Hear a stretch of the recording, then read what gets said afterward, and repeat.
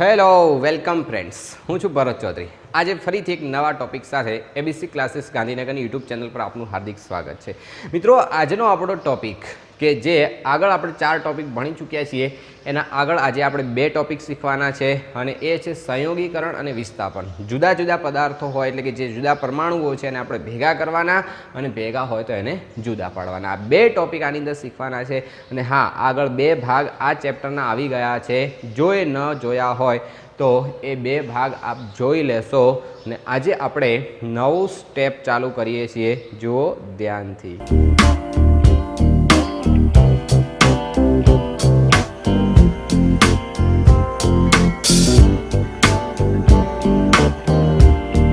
ચલો મિત્રો, હવે આજે આપણે આપણું ટોપિક સ્ટાર્ટ કરીએ છીએ.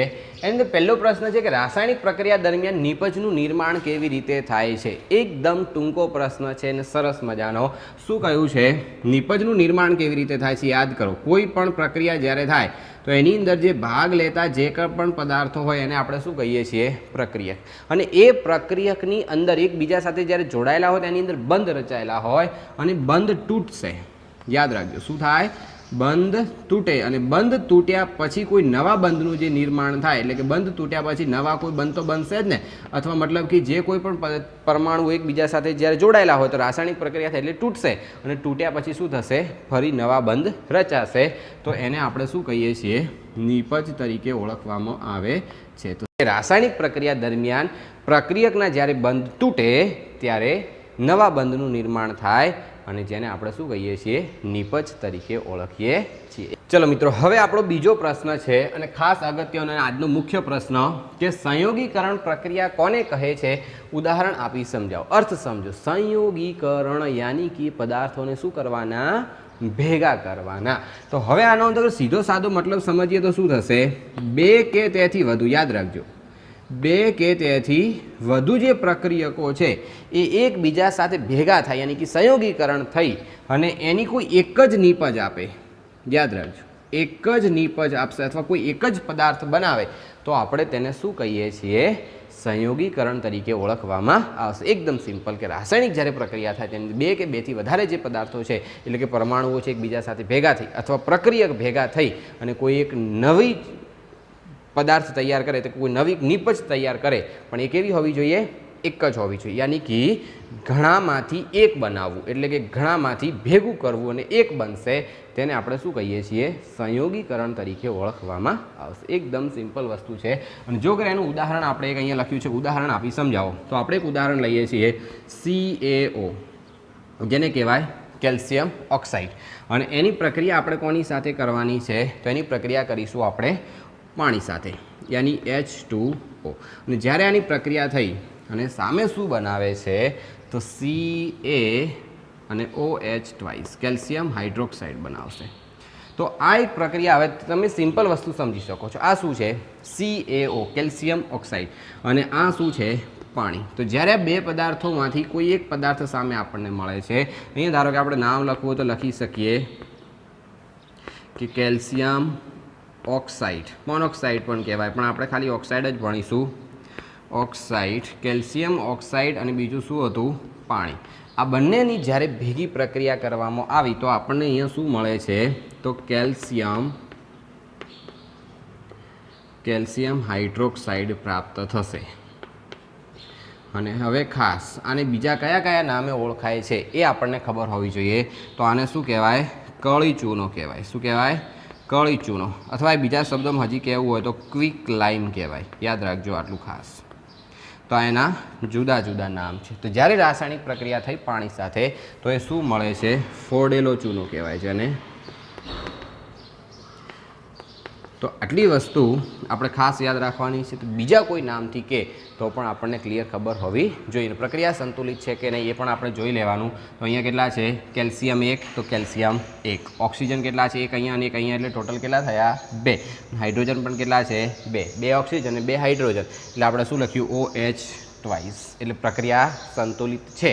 તો હવે આપણી પાસે શું હતું? ફરી રિપીટ કરું છું. સંયોગીકરણ એટલે કે 2 પદાર્થો હોય કે એનાથી વધારે હોય એને ભેગા કરવાના. અને જ્યારે આપણે ભેગા કરીએ તો એમાંથી આપણને શું મળે છે?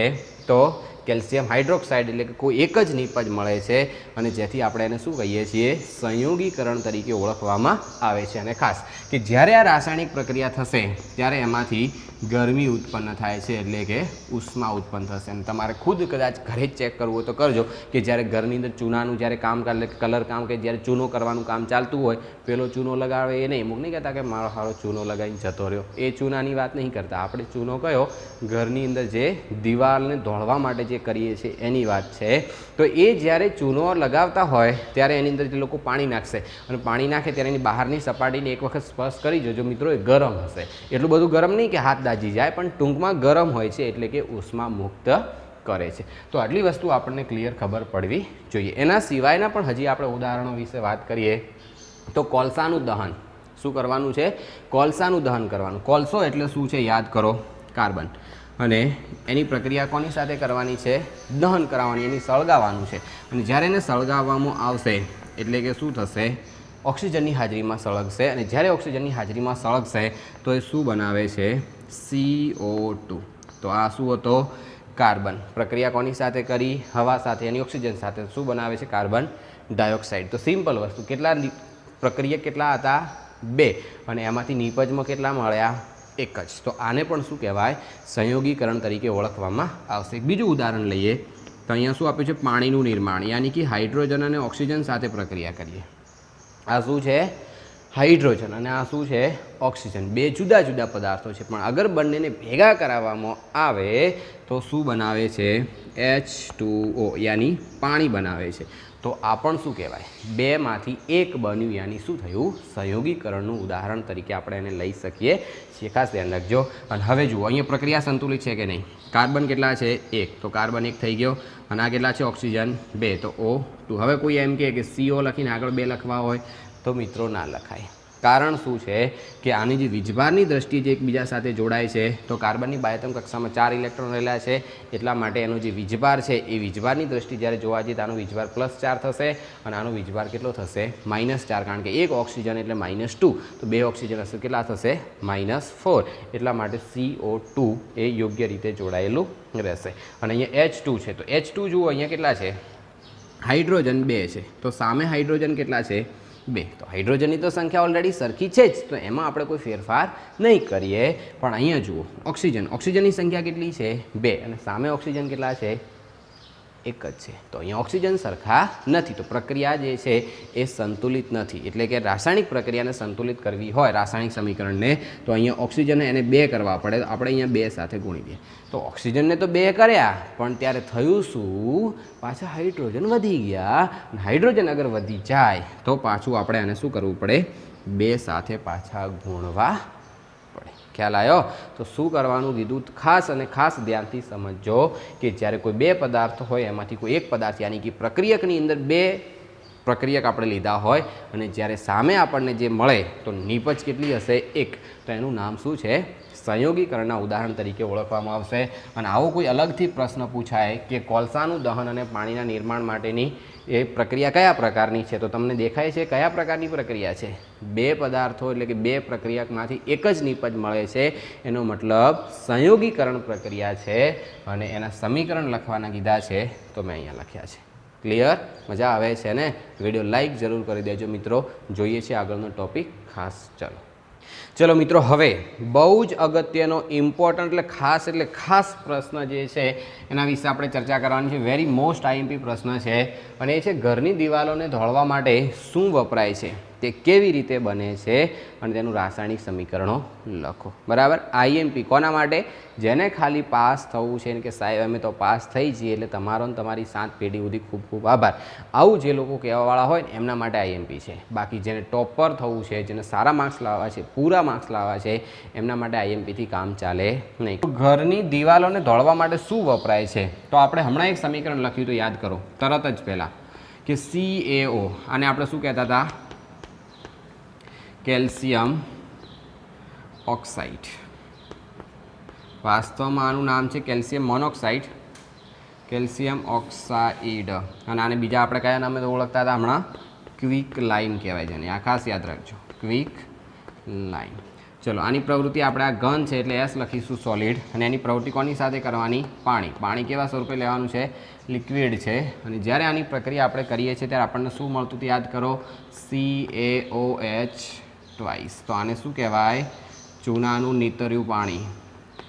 ચૂનાનું નીતર્યું પાણી. બીજા શબ્દોમાં કહેવું હોય તો આને કહેવાય લાઇમ વોટર. લાઇમ વોટર. હજી આને કહેવું હોય તો શું કહેવાય? ફોડેલો ચૂનો. આ બધા મિત્રો અલગ અલગ નામ છે, આના ખાસ યાદ રાખજો. અને આનું ઓરિજિનલ નામ શું છે? Calcium hydroxide. તો આપણી પાસે પહેલો પ્રશ્ન શું હતો કે ઘરની દિવાલોને ઢાળવા માટે શું વપરાય છે? તો CaOH ટ્વાઇસ એટલે કે ફોડેલો ચૂનો અથવા તો લાઇમ વોટર અથવા ચૂનાનું નીતર્યું પાણી આ વાપરવામાં આવે છે. અને આની જ્યારે પ્રક્રિયા કરીએ ત્યારે ગરમી ઉત્પન્ન થાય છે, તો આપણે વાત આગળ કરી ચૂકીએ, પણ આની કોઈ જરૂર નથી. તે કેવી રીતે બને છે, તે કેવી રીતે બને છે એની આપણે વાત કરી. આ પ્રક્રિયા આપણે આની અંદર આપી દીધી છે અને હજી આગળ એક પ્રોસેસ કરવાની છે. અને ખાસ યાદ રાખજો, તમે કદાચ તમારા ઘરે જોયું હશે કે જ્યારે કોઈ પણ કલર કામ ચાલતું હોય ત્યારે ચૂનો લગાવી દીધો, તો ચૂનો લગાવ્યા પછી 1-2 દિવસ પછી એ ચમક આવે છે, એની ચમક આવશે. આવું કેમ થતું હશે? તો એના માટેનું કારણ શું છે? જુઓ કે આ શું લખ્યું છે અહીંયા? CaOH twice. તો આ જે મળ્યું ને એટલે કે જે આપણે દિવાલ ઉપર આ ઘડી નાખ્યું, આ ઘસી નાખ્યું ને, એ આ છે ચૂનાનું નીતર્યું પાણી. અને એની પ્રક્રિયા કોની સાથે થાય છે? કાર્બન ડાયોક્સાઇડ સાથે. મિત્રો ખાસ યાદ રાખજો, કારણ કાર્બન ડાયોક્સાઇડ તો હવાની અંદર છે જ. તો જ્યારે દિવાલ ઉપર આપણે કલર કામ કર્યા પછી હવાની અંદર રહેલો જે કાર્બન ડાયોક્સાઇડ છે, કાર્બન ડાયોક્સાઇડનું પ્રમાણ બહુ ઓછું છે. અને એ ઓછું હોવાની એની જે પ્રક્રિયા છે એ પ્રક્રિયાની ધીમી થાય છે. અને એ પ્રક્રિયા ધીમી થવાના કારણે આની ચમક છે ને 2 થી 3 દિવસે આવે. તમે ખાસ જોજો, 2 થી કેટલા દિવસે? 3 દિવસે. તો આ તમારે સેલ્ફ એક્સપિરિયન્સ કરવો હોય તો બી કરી લેજો. જ્યારે ચૂના દિવાલ ઉપર જ્યારે ચૂનો કરી નાખ્યો હોય તો એની જે ઓરિજિનલ જે ચમક છે, જે એકદમ ક્લિયરિટી જે છે, એ 2 થી 3 દિવસ પછી આવે. એનું રીઝન શું છે? તો એનું રીઝન અહીંયા છે. જુઓ આ શું છે? ચૂનાનું નીતર્યું પાણી. એની પ્રવૃત્તિ કોની સાથે થાય છે? કાર્બન ડાયોક્સાઇડ સાથે. અને પછી એ શું બનાવે છે? તો એ બનાવશે શું? જુઓ અહીંયા CaCO3. CaCO3. અને આને શું કહેવાય? Calcium carbonate. આ ખાસ ધ્યાન રાખજો, કેલ્શિયમ કાર્બોનેટ. આટલી વસ્તુ આપણને ક્લિયર ખબર પડવી જોઈએ. અને બીજું શું થશે? તો આમાંથી પાણી છૂટું પડી જશે. ચલો હવે આપણે થોડું વિગતવાર સમજીએ છીએ. તો આ છે શું હતું? યાદ કરો, અહીંયા રહ્યું, કંઈ નવું નથી લાયા. Calcium hydroxide. અને કેલ્શિયમ હાઇડ્રોક્સાઇડની જ્યારે પ્રક્રિયા થઈ તો ધ્યાનથી સમજો. આ શું છે? C. કેટલી વખત? 1 વખત. તો આ 2 C ના સમજતા, આ C એ અલગ છે. તો CaN કેલ્શિયમ 1 વખત, તો કેલ્શિયમ 1 વખત. કાર્બન 1 વખત, તો કાર્બન 1 વખત. અહીંયા જુઓ હાઇડ્રોજન અને ઓક્સિજન કેટલી વખત છે? હાઇડ્રોજન 2 વખત, ઓક્સિજન પણ 2 વખત. તો અહીંયા ઓક્સિજન 2 વખત અહીંયા છે ને 2 વખત અહીંયા છે. તો ટોટલ કેટલા થયા? 4 વખત. તો સામે ઓક્સિજન 4 વખત હોવું જોઈએ. તો જુઓ અહીંયા 3 વખત અહીંયા છે, 1 વખત અહીંયા છે. અને હાઇડ્રોજન અહીંયા કેટલી વખત છે? 2 વખત. તો અહીંયા પણ કેટલી વખત છે? 2 વખત. યાની પ્રક્રિયા તો ઓલરેડી સંતુલિત છે જ. તો આટલી વસ્તુ આપણને ક્લિયર ખબર પડવી જોઈએ કે જ્યારે આ બંને સાથે પ્રક્રિયા થઈ અને આપણને શું મળે છે? Calcium carbonate. અને આ કેલ્શિયમ જે કાર્બોનેટ છે એ શું કરે છે? તો દિવાલ ઉપર એકદમ પાતળું પડ બનાવે છે અને જેના કારણે એની ચમક સરસ મજાની આવી જાય છે. મિત્રો આટલું તમે લખો તો એના તમને કેટલા માર્ક્સ મળતા હોય છે? 3 માર્ક્સ. અને આ વખતે હમણાં જે એક્ઝામ ગઈ આપણી માર્ચ 2020ની, એની અંદર આ પ્રશ્ન પૂછાઈ ચૂક્યો છે. ધ્યાનથી સમજો, બહુ જ એટલે બહુ જ અગત્યનો પ્રશ્ન છે. અને આ કદાચ બોર્ડની એક્ઝામ તો કદાચ નેક્સ્ટ ટાઈમ રિપીટ થાય યા ના થાય, બાકી સ્કૂલની એક્ઝામમાં આવવાની વધારે શક્યતાઓ રહેલી છે. તો યાદ રહી ગયું. ફરી હજી એક વખત ફાસ્ટ આપણે રિપીટ કરી દઈએ છીએ. ઘરની દિવાલને ઢાળવા માટે શું વપરાય છે? ટૂંકો પ્રશ્ન. શું કહેવાય એને? CaOH twice. તો આટલી વસ્તુ ખબર પડી. કેવી રીતે બને છે તો એની આપણે ચર્ચા કરી. એની અંદર રાસાયણિક પ્રક્રિયા એક સમીકરણ તો આવી ગયું, પણ આ જ્યારે દિવાલ ઉપર લગાવ્યા પછી એની પ્રક્રિયા કોની સાથે થાય છે? કાર્બન ડાયોક્સાઇડ સાથે. કાર્બન ડાયોક્સાઇડ સાથે પ્રક્રિયા થાય, પણ એ ધીમી પ્રક્રિયા છે. અને ધીમી હોવાના કારણે એની અંદર 2 થી 3 દિવસનો સમય લાગે છે. અને ફરી એક આ પ્રક્રિયા જે આવ્યું એને આપણે કાર્બન ડાયોક્સાઇડ સાથે પ્રક્રિયા કરવાની, તો શું મળશે? CaCO3 કેલ્શિયમ કાર્બોનેટ પ્રાપ્ત થશે. અને એના સિવાય એના ઉપર શું આવશે? થોડો ભેજ આવશે, એટલે કે પાણી એની ઉપર જોવા આપણને મળશે. તો આટલી વસ્તુ આપણને ક્લિયર ખબર પડવી જોઈએ. ચલો મિત્રો, આ વિડીયોની અંદર આપણે 2 મુખ્ય ટોપિક ભણવાના હતા. એક વિઘટન અને બીજું છે સંયોગીકરણ. તો સંયોગીકરણ આપણે પૂરું થયું, પણ એની અંદર એક બીજો ટોપિક એડ થાય છે, એ છે ઉષ્માક્ષેપક. ઉષ્માક્ષેપક કેમ વચ્ચે આવ્યું? તો જ્યારે જો આ પ્રક્રિયા થઈ ત્યારે એમાં શું થયું? ગરમી ઉત્પન્ન થાય છે, એટલે ઉષ્માક્ષેપક. તો ઉષ્માક્ષેપક પ્રક્રિયા છે શું, એના વિશે આપણે વાત કરીએ કે જ્યારે કોઈ પણ રાસાયણિક પ્રક્રિયા થાય અને એમાંથી શું ઉત્પન્ન થતું હોય? ઉષ્મા ઉત્પન્ન થતી હોય અથવા ઉર્જા ઉત્પન્ન થતી હોય તો આપણે તેને શું કહીશું? ઉષ્માક્ષેપક તરીકે ઓળખવામાં આવશે. પણ આપણને એવું કીધું છે કે ઉદાહરણ આપી સમજાવો. અગર આપણે ઉદાહરણ આપીએ તો આની અંદર ખાસ યાદ રાખજો કુદરતી વાયુ. આ ખાસ યાદ રાખજો, કુદરતી વાયુ એટલે શું કહેવાય? જેને મિથેન કહેવાય. શું કહેવાય? મિથેન. અને આનું અણુસૂત્ર છે CH4. આના વિશે આગળના પાઠની અંદર આપણે ભણીશું એટલે વધારે ખ્યાલ આવશે. મિથેન છે CH4. એને જ્યારે સળગાવવામાં આવે એટલે કે ઓક્સિજનની હાજરીમાં, તો એમાંથી શું બનાવે છે? કાર્બન ડાયોક્સાઇડ બનાવે છે. યાદ રાખજો, શું બનાવે છે? Carbon dioxide. અને કાર્બન ડાયોક્સાઇડ સિવાય બીજું શું બનાવે છે? તો પાણી, યાની H2. બંને ગેસ સ્વરૂપે જ હશે, પણ ટૂંકમાં એમાંથી ભેજ ઉત્પન્ન થશે. તો આટલી વસ્તુ આપણને ખબર પડી. અને હવે અગર આપણે વાત કરીએ પ્રક્રિયા સંતુલનની, તો જુઓ અહીંયા ઓક્સિજન કેટલા છે? 2. તો સામે કેટલા છે? 2 અને 1 અહીંયા છે, એટલે કેટલા થઈ ગયા? 3 થઈ જાય છે. તો આપણે શું કરીશું? તો અહીંયા 3 થાય છે અને આ બાજુ કેટલા થાય છે? 2. તો જ્યારે અહીંયા જો 2 જગ્યાએ જુદા જુદા છે, તો આપણે એવું કામ કરી શકીએ કે આને માનો કે આપણે 4 કરીએ તો કેટલા થશે? 2 દુ 4. તો અહીંયા કેટલા થશે? 2 તો હતા જ, અને આને કદાચ 2 સાથે ગુણી દઈએ તો કેટલા થશે? તો 2 ઓક્સિજન અહીંયા થઈ ગયા અને 2 અહીંયા, એટલે ટોટલ કેટલા થઈ ગયા? 4. તો આ બાજુ 4 થઈ ગયા. એના સિવાય કાર્બન 1 છે, તો જો કાર્બન પણ 1 છે. હાઇડ્રોજન 4 છે, તો હાઇડ્રોજન 2 દુ 4, એટલે પ્રક્રિયા સંતુલિત થઈ ગઈ. તો આવી રીતે શું સમજ્યા આમાંથી આપણે કે જ્યારે મિથેનની પ્રવૃત્તિ કોની સાથે કરવામાં આવે? ઓક્સિજન સાથે. જ્યારે એટલે કે હવાની હાજરીમાં જ્યારે એને સળગાવવામાં આવે તો કાર્બન ડાયોક્સાઇડ ઉત્પન્ન કરશે અને બીજું ભેજ ઉત્પન્ન કરશે. એની અંદર ગરમી મળશે, અને ગરમી હોવાના કારણે આપણે શું કહીએ છીએ? ઉષ્માક્ષેપક તરીકે ઓળખવામાં આવશે. બીજી પ્રવૃત્તિ કરીએ, જેમ કે કાર્બનની પ્રવૃત્તિ આપણે કરીએ ઓક્સિજન સાથે, તો પણ આપણને શું મળે છે? કાર્બન ડાયોક્સાઇડ મળશે અને સાથે સાથે એમાંથી ઉષ્મા મુક્ત થશે, એટલે કે ગરમી આપે છે. તો આ જે આપણે વસ્તુ સમજ્યા એ શું છે? ઉષ્માક્ષેપક. એના સિવાય ધારો કે પ્રાણીજ દ્રવ્યો મતલબ અથવા વનસ્પતિજ દ્રવ્યો જે હોય, એટલે કે જેનો કચરો કે જે બધા પદાર્થો છે એને આપણે કોઈ ખાડામાં કે ગમે તે નાખીને એને જ્યારે સડી જતા હોય, તો એ પણ એક પ્રક્રિયાને અગર આપણે કહીએ તો એને શું કહેવાય? ઉષ્માક્ષેપક તરીકે ઓળખવામાં આવશે. કારણ કે જે પદાર્થો બધા જ્યારે કોઈ ખાડામાં નાખીને એને જ્યારે સડવા દેવામાં આવે તો એમાંથી ગરમી ઉત્પન્ન થાય છે, અને ગરમી ઉત્પન્ન થતી હોવાથી આપણે એને શું કહી શકાય? ઉષ્માક્ષેપક તરીકે પણ ઓળખી શકાય. ચલો મિત્રો, હવે આપણી પાસે એક બીજો એક પ્રશ્ન છે કે શ્વસન એ ઉષ્માક્ષેપક પ્રક્રિયા છે, સમજાવો. આપણે જે શ્વાસોશ્વાસની પ્રક્રિયા કરી છે ઉષ્માક્ષેપક. કેમ ઉષ્માક્ષેપક છે? સીધી વસ્તુ આપણે શું સમજાતા કે જે ક્રિયા કરવાની અંદર ગરમી ઉત્પન્ન થતી હોય અથવા ઉર્જા મળતી હોય, ઉષ્મા મળતી હોય, તો આપણે એને શું કહીએ? ઉષ્માક્ષેપક. તો આની અંદર કંઈક આઉટ થઈ રહ્યું છે. જુઓ કે જ્યારે આપણે શ્વાસોશ્વાસની પ્રક્રિયા કરીએ, એટલે કે શ્વાસ જ્યારે આપણે અંદર લીધો એ વખતે આપણા શરીરની અંદર ગ્લુકોઝ યાની ખોરાક હતો. જુઓ ગ્લુકોઝનું અણુસૂત્ર શું છે? C6H12O6.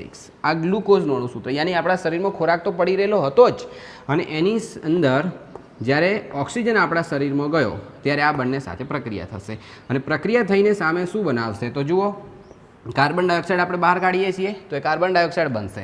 એના સિવાય આપણા શરીરની અંદરથી પાણી ઉત્પન્ન થાય છે, એટલે કે પરસેવો બી થાય છે. એના સિવાય આપણા શરીરમાંથી મૂત્ર સ્વરૂપે આપણે પાણીનો બહાર નિકાલ કરીએ છીએ, અને એના સાથે સાથે આપણને કામ કરવાની શક્તિ યાની કે ઉર્જા મળે છે. આટલી વસ્તુ આપણને પ્રાપ્ત થશે, અને પ્રક્રિયા સંતુલિત નથી. અગર પ્રક્રિયા જો આપણે સંતુલિત કરવી હોય તો આપણે શું લખતા હતા? ઓક્સિજન, હાઇડ્રોજન અને કાર્બન, આ ત્રણની સંખ્યા પહેલાં ગણી કાઢો અને પછી એને સરખી કરવાનો ટ્રાય કરો. તો જુઓ કાર્બનની સંખ્યા કેટલી છે? 6. સામે કેટલી છે? એકેય નથી, એટલે 0. સોરી 1 છે. આ રહ્યો ને 1 છે, આગળ ભલે કશું નથી પણ એક કાર્બન તો કરો ને. ચલો હાઇડ્રોજન આ બાજુ કેટલા છે? 12, અને સામે કેટલા છે? 2. તો અહીંયા છે 12 અને સામે છે કેટલા? 2. અને આ બાજુ ઓક્સિજન કેટલા છે? 6 અહીંયા અને 2 અહીંયા, એટલે ટોટલ કેટલા થયા? 8. તો આ બાજુ કેટલા થશે? ઓનલી 2 અને 1 અહીંયા છે, એટલે કેટલા છે? 3. તો આ પ્રક્રિયાને સંતુલિત કરવી છે. સિમ્પલ વસ્તુ આપણે સમજીએ, સ્ટેપ બાય સ્ટેપ જઈએ. હવે તમે ગમે ત્યાંથી સ્ટાર્ટ કરી શકો, એનાથી કોઈ મતલબ નથી. માનો કે આપણે કાર્બનની સંખ્યા 1 છે, 6 કરવી છે, સીધા 100 સાથે ગુણી દઈએ. તો અહીંયા માનો કે આપણે 6 સાથે ગુણી દીધા, તો કેટલા થઈ ગયા? કાર્બન કેટલા? 6. તો સામે કાર્બન 6 થઈ ગયા, એટલે કાર્બનનું કામ આપણું પૂરું થઈ ગયું. અહીંયા 6 કરી દીધા. ચલો હવે ફરીથી ગણો, બીજા કોની કોની સંખ્યા બદલાણી છે? તો કાર્બન તો 6 થઈ ગયા, પણ એની સાથે ઓક્સિજનની સંખ્યા બદલાઈ ગઈ છે. જો ઓક્સિજન આ બાજુ કેટલા છે 6 અને અહીંયા કેટલા છે 2 એટલે 8. સામે કેટલા થયા 6 દુ 12 અને 12 અને 1 એટલે કેટલા થઈ ગયા છે સામે 13 થઈ ગઈ છે સંખ્યા. હવે આપણે ઓક્સિજનની સંખ્યામાં ખાસો ફેરફાર તો પહેલાં હાઇડ્રોજન આપણે સરખા કરવા ટ્રાય કરીએ. ચલો તો હાઇડ્રોજનની સંખ્યા આ બાજુ કેટલી છે 12. તો હાઇડ્રોજનની અગર સંખ્યા 12 હોય તો સામે અહીંયા જુઓ કે હાઇડ્રોજન છે જ નહીં, અહીંયા 2 છે.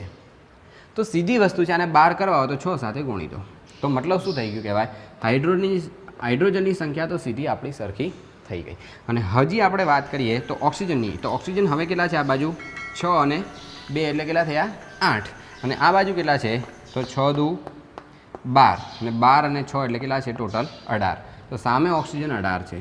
તો હવે આપણે ઓક્સિજનને સરખા કરવા માટે શું કરીશું તો અહીંયા કેટલા છે 6 અને આની અંદર 12 થઈ જાય તો 18 થઈ જાય. તો આપણે એને શું કરી દઈએ 6 સાથે ગુણી દઈએ. તો જો 6 દુ 12 અને 6 એટલે કેટલા થઈ ગયા 18. સિમ્પલ છે, કશું નવું નથી. તો શું યાદ રાખવાનું છે આની અંદર? જો પ્રશ્ન પૂછાય કે શ્વસન એ ઉષ્માક્ષેપક પ્રક્રિયા છે તો સિમ્પલ વસ્તુ કે જ્યારે આપણે શ્વાસોશ્વાસની પ્રક્રિયા કરીએ છીએ ત્યારે આપણને શું મળે છે એમાંથી ઉષ્મા મળે છે, ઉર્જા મળે છે, એક તાકાત મળે છે અને એટલા માટે આપણે એને શું કહીએ છીએ ઉષ્માક્ષેપક પ્રક્રિયા. અને ખોરાકના ઉદાહરણ આપવા હોય તો આપી શકીએ છીએ કે આપણે કોઈ બ્રેડ લઈએ છીએ, બટાકા ખાઈએ છીએ કે કોઈ પણ આપણે કઠોળ. ઇન શોર્ટ કે આપણે જે ખોરાક ખાઈએ છીએ એ ગ્લુકોઝ સ્વરૂપે છે અને ગ્લુકોઝ જ્યારે આપણા શરીરની અંદર દરેક કોષોની અંદર પડેલો જ છે અને એ ખોરાકની અંદર જ્યારે શું થશે ઓક્સિજન જશે. હવે અમુકને પ્રશ્ન કદાચ ભૂતકાળમાં એવો કોઈ પ્રશ્ન થયો હોય કે ચાલુ ઓક્સિજન લઈએ છીએ ને કાર્બન ડાયોક્સાઇડ બહાર કેમનું આવે છે, અગર એવો કોઈને પ્રશ્ન થયો હોય એનો જવાબ મિત્રો અહીંયા તમને મળી ગયો છે. જુઓ ઓક્સિજન આપણા શરીરમાં દાખલ થયો અને કાર્બન ડાયોક્સાઇડ બહાર આવ્યો. અને આની અગર વિસ્તૃત પ્રક્રિયાઓ જે છે આપણે છઠ્ઠા પાઠની અંદર ભણવાના છે અને આ પાઠ પૂરો થશે એટલે આપણે છઠ્ઠું ચેપ્ટર ચાલુ અમે કરવાના જ છીએ. ચલો તો અહીંયા આપણો આ પ્રશ્ન પૂરો થાય છે. તો ચલો મિત્રો હવે આપણો ટોપિક છે વિઘટન પ્રક્રિયા. સંયોગીકરણમાં શું કરતા હતા યાદ કરો કે બે પ્રક્રિયક હોય અને એની જ્યારે આપણે પ્રક્રિયા કરીએ તો કોઈ એક જ નિપજ મળતું હતું. તો હવે એને ઉલટું કરવાનું કે જ્યારે એક જ પ્રક્રિયક હોય અને જો એને આપણે ઉષ્મા અથવા જ્યારે એને ગરમી આપવામાં આવે તો એનો જે બંધ છે એ બંધ તૂટી અને જુદા જુદા પદાર્થો યાની કે બે કે બેથી વધારે જ્યારે નિપજ બનાવે તો આપણે એને શું કહીએ છીએ મિત્રો વિઘટન તરીકે ઓળખવામાં. વિઘટન થવું એટલે સિમ્પલ જુદા પડવું, ભેગા હતા એને જુદા પાડવા તો આપણે એને શું કહીશું વિઘટન પ્રક્રિયા તરીકે ઓળખવામાં આવશે. ક્લિયર? એકદમ નોર્મલ છે, કંઈ ખાસ છે નહીં. અને એના ઉદાહરણો વિશે અગર ધારો કે આપણે વાત કરીએ તો હમણાં એક આપણે પ્રક્રિયા ભણ્યા હતા કે CaOH ટ્વાઇસ.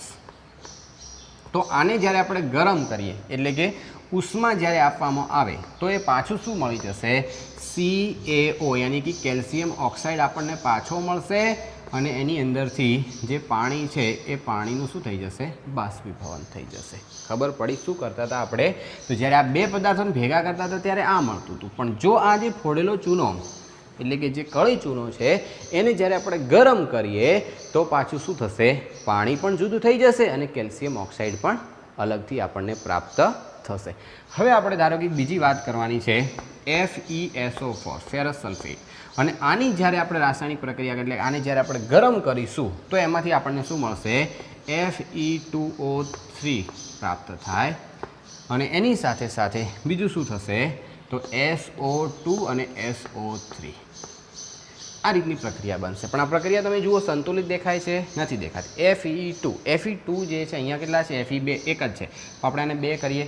એના સિવાય સલ્ફર અહીંયા હવે કેટલા થઈ ગયા 2. તો સામે પણ સલ્ફર કેટલા છે 2 જ છે. ઓક્સિજન કેટલા છે 2 અને અહીંયા 3 એટલે ટોટલ કેટલા થયા 5 અને 5 અને અહીંયા કેટલા છે 3 તો 8 થયા. તો 4 દુ કેટલા થઈ ગયા 8. તો પ્રક્રિયા કમ્પ્લીટ સંતુલિત છે.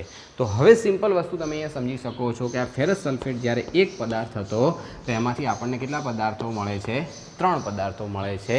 તો એનો મતલબ શું થયો કહેવાય કે એકમાંથી ઘણી બધી નિપજ મળી એટલે કે વિઘટન પ્રક્રિયા તરીકે ઓળખવામાં આવશે. હજી એક આપણે પ્રક્રિયા જોઈએ લેડ નાઇટ્રેટની એટલે કે PbNO3 ટ્વાઇસ. તો જ્યારે આની પ્રક્રિયા કરવામાં આવે લેડ નાઇટ્રેટને શું કરવાનું છે એ બધી જગ્યાએ આપણે ઉષ્મા આપીએ છીએ. તો જ્યારે એને ઉષ્મા આપવામાં આવશે તો એમાંથી આપણને શું મળશે તો લેડ ઓક્સાઇડ PbO પ્રાપ્ત થશે અને એના સિવાય આમાંથી આપણી પાસે શું મુક્ત થશે તો NO2 અને પ્લસ O2. આટલું આપણને પ્રાપ્ત થશે. તો હવે સિમ્પલ વસ્તુ અહીંયા સમજો કે જ્યાં લેડ નાઇટ્રેટ છે એની જ્યારે પ્રક્રિયા કરી તો સામે શું મળ્યું આપણને? આ 3 પદાર્થો આપણને પ્રાપ્ત થશે. અને આની અંદર તમે જુઓ ધ્યાનથી, પ્રક્રિયા સંતુલિત નથી. અગર પ્રક્રિયા સંતુલિત કરવી હોય તો આપણે શું કરી શકીએ? જુઓ, નાઇટ્રોજન અહીંયા કેટલા છે? 2 વખત, કારણ કે આ અહીંયા ગુણાયેલા છે. 2 વખત આને ધારો કે આપણે અહીંયા ગુણીએ તો કેટલા થઈ જશે? 2NO3. શું 2NO2 થઈ જશે. એના સિવાય અહીંયા જુઓ પીબીની સંખ્યા કેટલી છે? 1 જ છે. તો સામે પણ 1 જ છે. ઓક્સિજનની સંખ્યાને ગણો, આમાં કોઈ ફેરફાર ના થાય, ખાસ ધ્યાન રાખજો. ઓક્સિજનની સંખ્યા ગણો કેટલા થશે? 3O2 2 વખત, એટલે ટોટલ કેટલી થશે? સોરી, O3 2 વખત, તો ટોટલ કેટલી થશે? 3 દુ 6 ઓક્સિજન થશે. તો સામે ઓક્સિજનની સંખ્યા કેટલી છે? ધ્યાનથી જુઓ અહીંયા કેટલા છે? આ 2. અહીંયા નાના ડબલ કરો એટલે કેટલા થશે? 4 આ 2 ને 4 એટલે 6, 6 અને 1 એટલે 7. આ બાજુ 7 છે ને આ બાજુ કેટલી છે? 6 છે. સિમ્પલ વસ્તુ છે, આને વધારવી પડશે. જ્યારે વધારવા જઈશું તો આગળ આપણે 2 સાથે ગુણવા પડે. તો હવે આ કેટલી થઈ ગઈ? પહેલાં કેટલી હતી? 6. તો 6ના બદલામાં હવે કેટલી થઈ ગઈ છે? 12 થઈ. તો સામે આપણે 12 ઓક્સિજન કરવા પડે, પણ એની સાથે પીબી બદલાઈ ગયા. જુઓ પીબી કેટલા થઈ ગયા? 2. તો પીબીને આપણે 2 સાથે ગુણી દો. ખ્યાલ આવ્યો? તો પીબી તો આપણે બંને જગ્યાએ સરખા થઈ ગયા કે 2 અને 2. ઓક્સિજનની સંખ્યા આપણે ગણો, હવે કેટલા થઈ ગયા? બાજુ 12 થયા. તો સામે આપણે 12 કરવા પડે. તો ઓક્સિજન કેટલા થશે? 12. એની સાથે જુઓ નાઇટ્રોજનને પહેલાં સરખા કરો તો સસરામ પતી જશે. કેવી રીતે? જુઓ, આ N કેટલી વખત? 2 વખત, યાની N2 ડબલ વખત. તો નાઇટ્રોજન કેટલા છે? 4. અગર નાઇટ્રોજન 4 છે તો તમારે અહીંયા નાઇટ્રોજનને 4 કરવા જ પડે. ખ્યાલ આવ્યો? તો પહેલાં આપણે નાઇટ્રોજનને સરખા કરીએ. હવે ઓક્સિજન ઉપર જઈએ તો ઓક્સિજન કેટલા છે? આ બાજુ તો ઓલરેડી 12 હતા જ. તો સામે કેટલા થયા? જુઓ, O 2 વખત, એટલે કેટલા થયા? 2. અહીંયા કેટલી વખત છે? 2 અને 4 વખત. O2 4 વખત એટલે 8. તો 8 બીજા અને આ 2 તો કેટલા થઈ ગયા? 12 થઈ ગયા. તો અહીંયા પ્રક્રિયા આપણી સંતુલિત થઈ ગઈ છે. હવે શું યાદ રાખવાનું છે કે એક પ્રક્રિયકમાંથી જ્યારે 2 કે 2 થી વધારે નીપજ મળે તો મિત્રો આપણે એને શું કહીએ છીએ? વિઘટન પ્રક્રિયા તરીકે ઓળખવામાં આવશે. ને વિઘટન પ્રક્રિયા એટલે શું? ખાસ યાદ રાખજો કે એને ઉષ્મા આપવાની અને એકમાંથી વધારે પદાર્થો મળે. ઉષ્મા આપી એટલે કે એની અંદર ગરમી શોષાઈ જશે, અને ગરમી શોષાય તો આપણે એને શું કહીશું? ઉષ્મા શોષક તરીકે ઓળખવામાં આવશે. ઉષ્મા શોષક, અને આગળ આપણે શું ભણ્યા હતા? ઉષ્માક્ષેપક. તો આ પણ ખાસ યાદ રાખજો. ઉષ્માક્ષેપક અને ઉષ્મા શોષક એટલે શું છે? ઉષ્મા શોષક એટલે શું આવતું હતું? વિઘટન પ્રક્રિયા છે. વિઘટન પ્રક્રિયા છે. અને ઉષ્માક્ષેપક એટલે શું છે? તો સંયોગીકરણ. આટલી નોર્મલ વસ્તુ આપણને ક્લિયર ખબર પડવી જોઈએ. તો વિઘટન પ્રક્રિયા શું છે એના વિશે હવે આઈ થિંક કે તમને કમ્પ્લીટ ખ્યાલ આવી ગયો હશે. બરાબર છે? તો ચલો જોઈએ છીએ આગળ. ચલો મિત્રો, હવે આપણો એક પ્રશ્ન છે અને એ પ્રશ્નનો જવાબ ઓલરેડી આપણે આમ તો મેળવી ચૂક્યા છીએ કે સિમેન્ટની બનાવટમાં કયો પદાર્થ વપરાય છે. સિમ્પલ જવાબ છે કળી ચૂનો. કઈ રીતે? જુઓ, CaCO3. અને જ્યારે આપણે આને ગરમ કરીએ છીએ તો એમાંથી શું મળે છે? CaO, કેલ્શિયમ ઓક્સાઇડ, અને પ્લસ અહીંથી પણ આપણે જોઈ શકીએ Ca, એક ઓક્સિજન અહીંથી જુદો પડી ગયો તો બાકી શું વધ્યું હશે? CO2. તો આને શું કર્યું? આપણે ગરમ કર્યું. ગરમ કર્યું ત્યારે શું બને છે? CaO. CaO જે છે એને આપણે શું બોલીએ છીએ? કળી ચૂનો. અને સિમેન્ટ બનાવવા માટે વપરાય છે. ચોપડીમાં ઓલરેડી આપેલું છે, વ્યવસ્થિત રીતે ધ્યાન રાખીશું. એના સિવાય કે વિઘટનની પ્રક્રિયામાં પ્રક્રિયકો વચ્ચેના બંધ તોડવા માટે કયા કયા સ્વરૂપે એને ઉર્જા આપવી પડે? તો કેટલા પ્રકારે ઉર્જા આપી શકાય? સૌથી પહેલાં તો ઉષ્મા, યાની કે આપણે એને શું કરી શકીએ? ગરમી આપી શકીએ. એના સિવાય બીજું શું કરી શકીએ? તો સૂર્યપ્રકાશની હાજરીની અંદર આપણે એને ગરમ કરીએ તો પણ એ પ્રક્રિયા થઈ શકતી હોય છે. અને એના સિવાય હજી આપણે વાત કરીએ તો વિદ્યુત સ્વરૂપે ઉર્જા આપી શકીએ. તો વિદ્યુત સ્વરૂપે જ્યારે ઉર્જા આપવાની વાત છે તો એની અંદર જે વિદ્યુત કોષ વિશે આપણે ચર્ચા કરવી પડે. એની પ્રવૃત્તિ ઓલરેડી આપણી બુકમાં આપેલી છે, પણ એની ચર્ચા આપણે અત્યારે નથી કરવાના. અને ઉષ્મા વિશેની આપણે વાત કરી દીધી છે. અને સૂર્યપ્રકાશ વિશેના ટૂંકા પ્રશ્નો મિત્રો પૂછાતા હોય છે, અને એ ટૂંકા પ્રશ્નો શું છે એની ચર્ચા કરીએ છીએ. જુઓ ધ્યાનથી, હા, ભાગી ના જતા રહેજો. ચલો મિત્રો, હવે એકદમ નાનો ટોપિક આપણો છેલ્લે બાકી રહ્યો છે કે સૂર્યપ્રકાશની હાજરીમાં જ્યારે પ્રક્રિયા કરવામાં આવે તો એનું વિઘટન કઈ રીતે થતું હશે? તો અહીંયા જુઓ ધ્યાનથી, આ આપેલું છે સિલ્વર ક્લોરાઇડ. ધ્યાનથી સમજો, શું નામ છે? સિલ્વર. Ag એટલે સિલ્વર અને ક્લોરાઇડ. તો સિલ્વર ક્લોરાઇડ જે છે એનો કલર છે સફેદ કલર, અને આ સફેદ કલરમાંથી જ્યારે એને સૂર્યપ્રકાશની હાજરીમાં જ્યારે એને રાખવામાં આવે તો એનો જે કલર છે એ કલર શું થઈ જાય છે? રાખોડી કલર બની જાય છે. એટલે કે એની અંદર રાસાયણિક પ્રક્રિયા થઈ અને જ્યારે રાખોડી કલર બનશે ત્યારે સિલ્વર અને ક્લોરિન બંને જુદું પડી જશે. પ્રશ્ન એવો પૂછાય અથવા ધારો કે આ તમને પ્રક્રિયા આપીને એમ કે આ કયા કારણે આવું થયું અથવા કઈ ઉર્જા આપવામાં આવી ત્યારે થયું, તો કઈ ઉર્જા આપવામાં આવી છે મિત્રો? અહીંયા સૂર્યપ્રકાશની હાજરીમાં, એટલે કે સૂર્ય ઉર્જા તરીકે પણ ઓળખવામાં આવશે. તો આ સિલ્વર અને ક્લોરિન બંને જુદું થઈ જાય છે. આવી જ એક બીજી પણ પ્રવૃત્તિ છે અને એ છે AgBr. Ag એટલે સિલ્વર અને આ છે બ્રોમિન. તો સિલ્વર બ્રોમાઇડ જે છે તો એની પ્રક્રિયા જ્યારે કરવામાં આવે સૂર્યપ્રકાશની હાજરીની અંદર તો શું મળશે આપણને? સિલ્વર અને બ્રોમિન બંને જુદા થઈ જાય છે. મિત્રો અહીંયા એક ટૂંકો પ્રશ્ન પણ ખાસ પૂછાતો હોય છે કે જે AgBrને જ્યારે સૂર્યપ્રકાશની હાજરીની અંદર ગરમ કરવામાં આવે છે ત્યારે સિલ્વર અને બ્રોમિન તો અલગ થઈ ગયા, પણ આમાં એક પ્રશ્ન પૂછાય છે કે શ્યામ એન્ડ શ્વેત, શ્યામ અને શ્વેત, શ્યામ અને શ્વેત એટલે શું છે? તો શ્યામ યાની કે બ્લેક અને શ્વેત યાની કે વ્હાઇટ, WHITE. તો આ પ્રકારની જે ફોટોગ્રાફી જે થાય છે, ફોટોગ્રાફી, તો આ ફોટોગ્રાફીની અંદર પણ આનો યુઝ કરવામાં આવે. મિત્રો આજના વિડીયોની અંદર આપણે બે મુખ્ય ટોપિક શીખ્યા છીએ અને એની અંદર બે પેટા ટોપિક બી છે. તો એ ચારે ચાર ટોપિક જે આપણે ભણ્યા છીએ એને કમ્પ્લીટ વ્યવસ્થિત રીતે યાદ કરવાના છે અને આમાંથી ટૂંકા પ્રશ્નો પણ ઘણી વખત પૂછાતો હોય. ખાસ એક દિવાલને ધોળવા માટે કોઈ એક એક્સ પદાર્થ વપરાય છે તેનું રાસાયણિક સમીકરણ અને એ શું છે એના વિશેની કોઈ પ્રશ્ન પૂછાય તો એ પણ તમને કમ્પ્લીટ લખતા આવડવું જોઈએ. તો આપણો આ ટોપિક અહીંયા આજે પૂરો કરીએ છીએ અને નેક્સ્ટ વિડીયોની અંદર આપણે આગળના જે ટોપિક છે એની અંદરથી બે ટોપિક વિસ્થાપન અને દ્વિવિસ્થાપન ટોપિક આપણે કવર કરીશું. અને હા, વિડીયોને લાઇક જરૂર કરી દેજો, શેર કરવાનું ભૂલતા નહીં અને ચેનલ ઉપર અગર તમે આજે પહેલી વાર આવ્યા છો તો ચેનલને સબસ્ક્રાઈબ જરૂર કરી દેજો, કારણ કે રોજ નવો વિડીયો અમે અપલોડ કરીએ છીએ અને એ જોવા માટે નોટિફિકેશન બેલ પણ દબાવી દેજો જેથી તમને નોટિફિકેશન મળે અને તમે વિડીયો જોઈ શકો. ચલો મિત્રો, ફરી મળીશું નવા ટોપિકમાં. ત્યાં સુધી ગુડ બાય, જય હિન્દ.